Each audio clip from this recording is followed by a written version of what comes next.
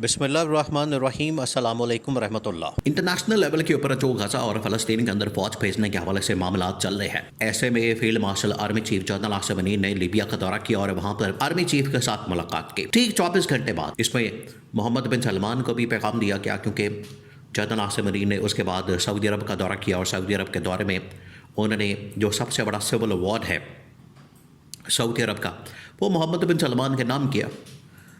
अब 24 घंटे भी नहीं गुजरे थे। 24 घंटे, आप ज़रा पूरा सीन चेक करें। 24 घंटे नहीं गुजरे कि उनका जो आर्मी चीफ है, वहाँ पर 2 ग्रुप काम करते हैं मिलिट्री के, और जिनके साथ पाकिस्तान ने डील की, मुलाकात की, वो तो आर्मी चीफ हफ्तार, वो तो दूसरे ग्रुप का। लेकिन एक और जो ग्रुप काम करता है, वहाँ की जो नेशनल आर्मी है, उसके जो आर्मी चीफ वो अंकारा से निकले, तुर्की से। रास्ते में उनका तैयारा गायब हुआ और क्रैश कर गया। फिर उसके बाद उसके अंदर तकरीबन को 5 मजीद जर्नैल मौजूद थे, आर्मी चीफ समेत, वो सारे के सारे मारे गए। अब ये इतनी ख़तरनाक किस्म की ये तैयारा क्रैश होने का वाक़यात ये कई सालों से हो रहे हैं, और इस तरह के जब टॉप लेवल की शख्सियात किसी भी तैयारे में, हेलीकॉप्टर में आती हैं, जाती है, तो ये फिर सूरत हाल बनती है। अब आप पहले थोड़ी सी इस सिचुएशन को समझें, सिनारियो को समझें कि हुआ क्या। ये बड़ा ख़तरनाक मामला है। अभी आपको पता है, जो इसकी इनिशियल रिपोर्ट है, इन्वेस्टिगेशन है, वो सामने आई। उसके अंदर कहा गया कि टेक्निकल फॉल्ट है, यानी टेक्निकल फॉल्ट हर चीज़ के अंदर डाल दिया जाता है। अब किसी भी चीज़ के अंदर डाल दें टेक्निकल फॉल्ट है, टेक्निकल फॉल्ट है, वो निकल आएगा।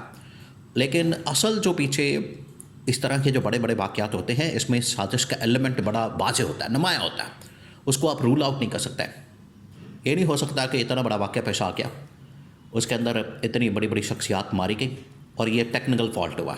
ये टेक्निकल फॉल्ट नहीं होता, ये कहीं ना कहीं साजिश का एलिमेंट होता है। अब जब वहाँ से जहाज़ निकलता है, उसके निकलने के फौरी बाद अब जो ब्लैक बॉक्स सामने आया, क्योंकि एकदम वो रडार से, कम्युनिकेशन सिस्टम से आउट होता है, गायब हो जाता है। उसके बाद वहाँ पर फिर पायलट जो है वो फिर बार बार मे डे की कॉल देता है। मे डे आपको पता है, जब बिल्कुल ख़तरनाक सिचुएशन आ जाती है जहाज़ के अंदर पायलट के लिए, और उसे बिल्कुल पता लग जाता है कि अब जहाज़ जो है वो ख़त्म होने वाला, मामला ख़त्म होने वाला, उस वक्त ये कॉल दी जाती है। बड़ी ही एमरजेंसी सिचुएशन में, ख़तरनाक तरीन मोड़ के ऊपर उसने कॉल दी। ब्लैक बॉक्स से निकला है, खैर वो जहाज़ क्रैश कर गया। अब ये इतनी बड़ी डेवलपमेंट हुई और इतना बड़ा क्रैश हुआ है पिछले तकरीबन कुछ 40-50 सालों के हिसाब से अगर देखा जाए। आपको पता है, पाकिस्तान में भी 88 के अंदर जनरल ज़ियाउल हक, उस वक्त के आर्मी चीफ सदर, उनके साथ बहुत सारे लोग। उसके बाद अभी रिसेंटली इधर कोयटा के अंदर जनरल सरफराज, उनका हेलीकॉप्टर क्रैश हुआ।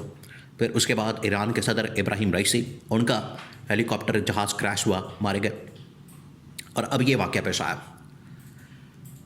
तो इसके अंदर एक चीज़ बड़ी वाज़ेह है, बहुत वाज़ेह है, कि एक तो उनकी आपस की लड़ाई लीबिया के अंदर मामला, और दूसरा ये जो इस वक्त फ़लस्तीन और गज़ा के मतलब। अब इसके ऊपर जो है तुर्की ने ऐलान किया कि हम इसकी तहकीकात करेंगे। मोहम्मद बिन सलमान की जानिब से जो पैगाम दिया गया, उन्होंने कैटेगोरिकली बता दिया कि ये जो लीबिया की इंटरनल सिचुएशन है, ये उसकी वजह से लगता है कि ये मसला हुआ है, उसकी वजह से ये प्रॉब्लम हुआ है, उसकी वजह से ये साजिश हुई है और इस बंदे को मार दिया गया। उन्होंने बता दिया। अब जो सिचुएशन बनी है पाकिस्तान के लिए, मिडल ईस्ट के लिए और आलम इस्लाम के लिए, ये बड़ी ख़तरनाक और ख़ौफनाक है।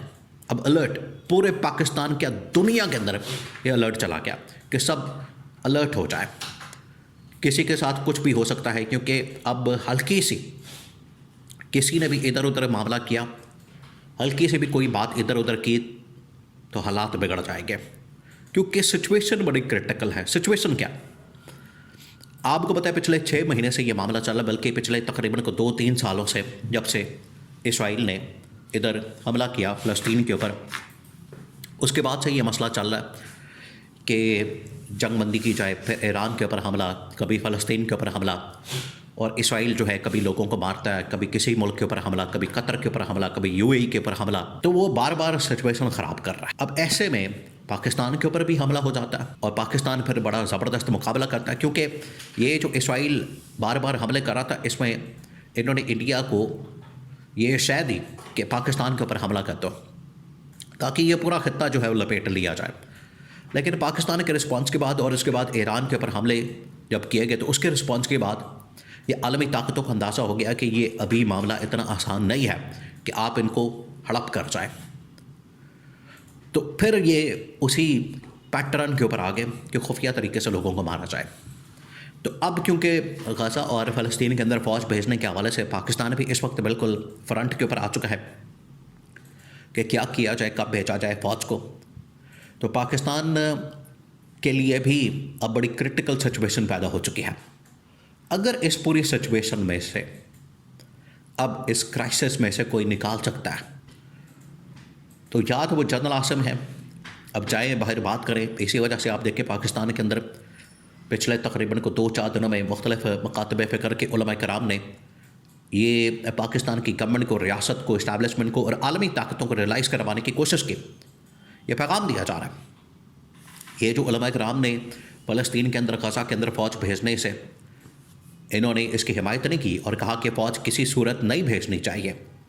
इसका मतलब है कि पाकिस्तान की गवर्नमेंट इस्टेब्लिशमेंट फंस चुके हैं। इसी वजह से यहाँ ये पैगाम दिलवाया गया इंटरनेशनल ताकतों को कि हमें इंटरनली बड़ा प्रेशर है, तो ये आसान मामला नहीं है। और दूसरा, शहबाज शरीफ, आसिफ अली जरदारी, इनको चाहिए, इन्होंने जिस तरीके से डिप्लोमेसी की है ये नाकाम तरीन, नाअहल तरीन, नालायक तरीन। और अगर इनको असूलन चाहिए ये शहबाज शरीफ बैठे इंटरव्यू दे, बात करें और ये तमाम सवाल उसमें इंटरनेशनल किसी भी टीवी चैनल को, अभी जिस तरह से याल्दा हकीम ने वो स्काई न्यूज़ के ऊपर इंटरव्यू दिया उसका हुकूमती तर्जुमान का, उसने कहा कि मेरी इमरान खान से मुलाकात करवाई, मैं उसका इंटरव्यू करूं। वो तर्जुमान ने कहा याल्दा हाकिम को कि आप शहबाज शरीफ का इंटरव्यू कर लें। तो ठीक है, शहबाज शरीफ का करवा दें, वहाँ पर ये सारे सवालात रख दिए जाएँ।